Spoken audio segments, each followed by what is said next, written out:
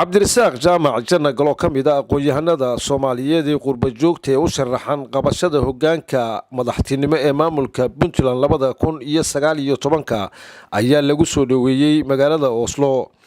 kulankan taageero iyo soo dhaweyn ee musharaxan ayaa waxa ka qayb galay qaybaha kala duwan ee bulshada Soomaaliyeed ee ku dhaqan magaalada Oslo. Dr. Cabdi Geelo ka mid ah aqoon-yahanadii kulankan ka hadla ayaa ugu hambalyeeyay qaadashada go'aankan uu gaaray mudane Janna Gale in uu aqoontiisa maalkiisa iyo maskaxdiisaba uu ku celiyo dalkii kana qayb qaato doorashada lagu wado inay Puntland ka dhacdo 2019. mudane waxaan ku leeyahay ku soo dhawow Oslo. Annaga aad iyo aad baan ugu faraxsanahay in ragga aqoon-yahanka ah aad adigu ka mid tahay inay dalkii dib ugu laabtaan u tartamaan hoggaanka dalka sababtoo ah qofku marka uu isagu naftiisa isbedel ku sameeyo ayuu ummadana isbedel u keeni karaa. taasi waa taa annagaaba dalkayga qurbo ka joogna oo maanta codkayga kuma siin karno. runtii haddaan ku siin karno waa ku siin lahayn balse waxaad nagala tegaysaa talo. waxaan kugula talinaynaa goolkaaga u dambeeya inuu noqdo inaad ka qayb qaadato dhismo qaran Soomaaliyeed oo nabad lagu wada noolaado.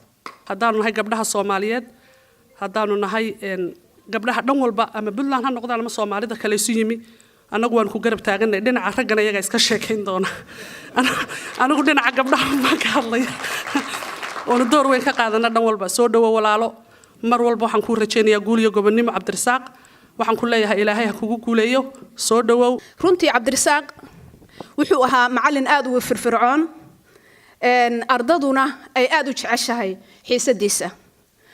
galaaska markuu Cabdirasaaq xiisada leeyahay aad loo soo buuxsamo teeda kale ay ku jirto inuu ahaa qof hawlkar macallin wanaagsan oo aad ka dareemaysid inuu rabo inuu ardayda si wanaagsan ay heer waxbarashada uga gaaraan oo si wanaagsan wax u bartaan.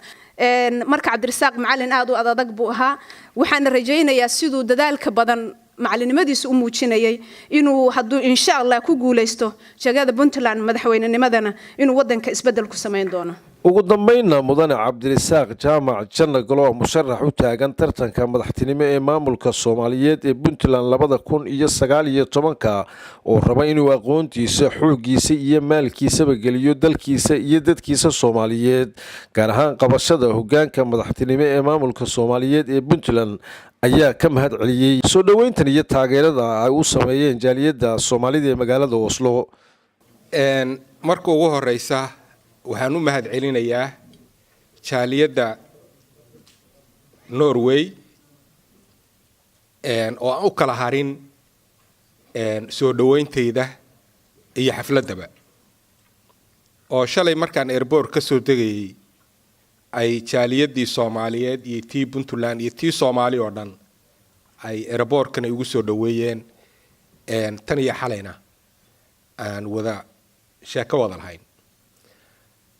marka xiga